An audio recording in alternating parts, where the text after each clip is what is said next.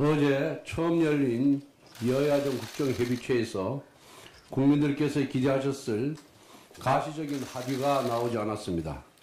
하지만 시작이 반입니다. 앞으로 주요 현안들에 있어서 여야가 의견을 모아가기로 뜻을 모은 것은 소기의 성과입니다. 국민의힘은 포기하지 않고 야당과 여러 현안에 대해서 협의해 나가도록 노력하겠습니다. 그럼에도 불구하고 반도체 특별법과 연금개혁이 있어서 입법 권력을 독점하고 있는 민주당이 조금도 태도를 바꾸지 않은 것은 매우 유감입니다. 반도체 연구 인력이 주 52시간 근무에 발목 잡힌 나라는 전 세계 어디에도 없습니다. 연구원도 기업인들도 반드시 주 52시간 규제 완화가 필요하다고 호소하고 있습니다. 반도체에는 인연도 정파도 없습니다.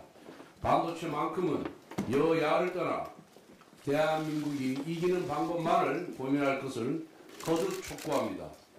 연금개혁 역시 마찬가지입니다. 단일 상임위에서 논의하기 어려운 만큼 특위에서 다루고 모수개혁 후 구조개혁까지 이어가자는 것이 무슨 문제가 됩니까?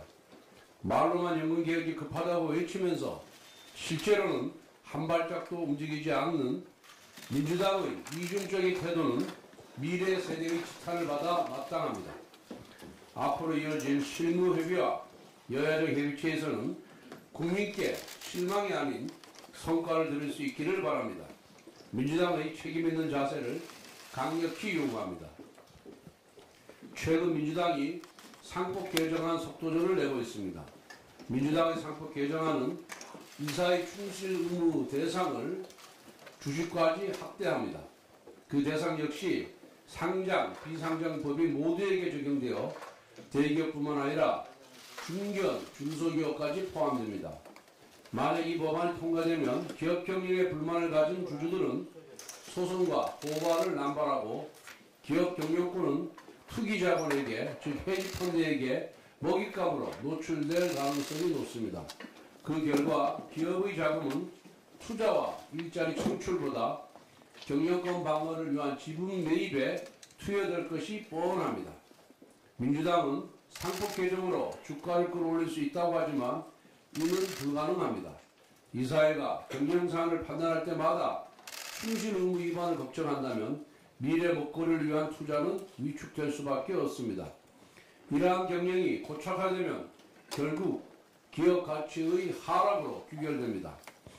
즉 민주당의 주장은 기업의 투자 의욕을 저하시켜서 주가를 높이겠다는 이율배반적인 주장입니다. 우클릭은 아니지만 오른쪽으로 가겠다는 이재명 대표의 주장과 똑같은 형용 모순입니다. 게다가 국민의힘은 이미 자본시장법 개정안을 발의했습니다. 기업 인수합병이나 물적 분할 과정에서 주주이익을 보호하는 합리적 대안입니다. 그런데 민주당은 이런 대안에는 협조하지 않으면서 파괴적 규제를 하려고 합니다. 최근 민주당의 정치보호는 성장인데 입법활동은 변함없이 규제 일변도입니다. 규제를 남발하는 성장은 불가능합니다. 얼음으로 불을 피우겠다는 것과 같은 모순이자 망상입니다. 민주당이 이처럼 모순적 행태를 보이는 목적은 오로지 선거입니다. 앞으로는 성장을 외치면서 중도층을 공략하고 실제로는 규제를 남발하면서 좌파 세력을 달래보려는 것입니다. 이처럼 이재명 대표가 말한 중도 보수는 사실상 두길보기 정치 사기입니다. 실용주의 역시 양다리 걸치는 기회주의입니다. 선거 공학만 머리에 있을 뿐 국민의 미래는 안중에도 없는 것입니다.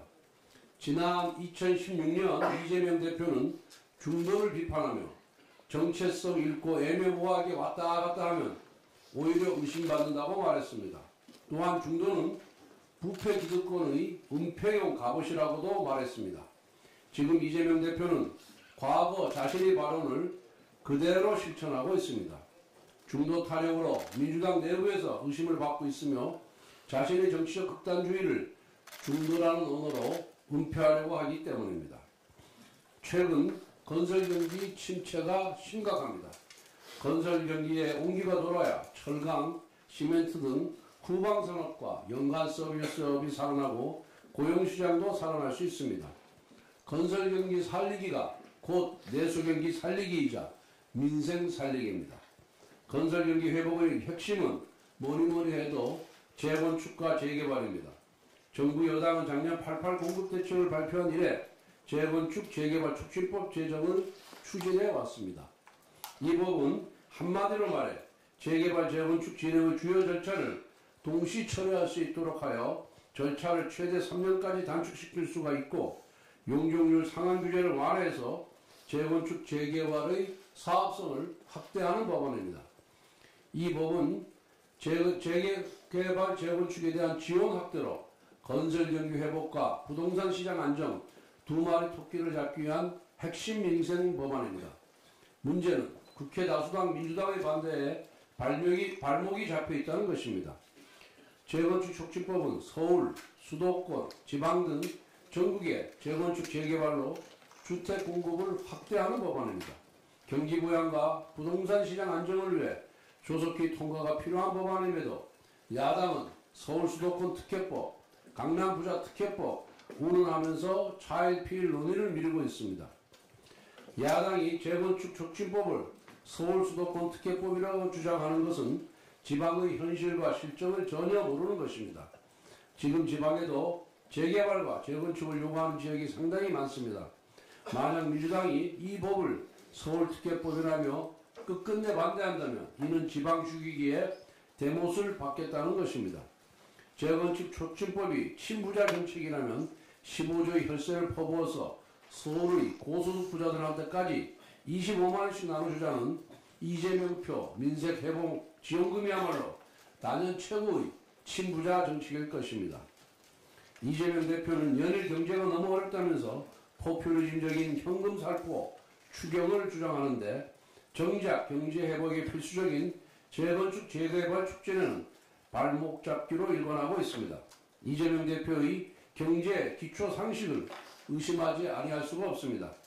대한민국에서 재건축 재개발을 하지 못하도록 대못을 받겠다는 정당이 중도 보수를 입에 올릴 자격이 있겠습니까?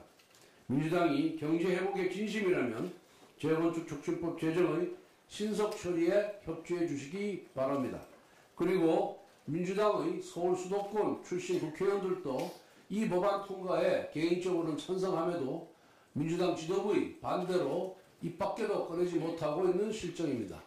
이재명 대표는 민주당 소속 국회의원들의 입에 재갈을 물리지 말길 바랍니다.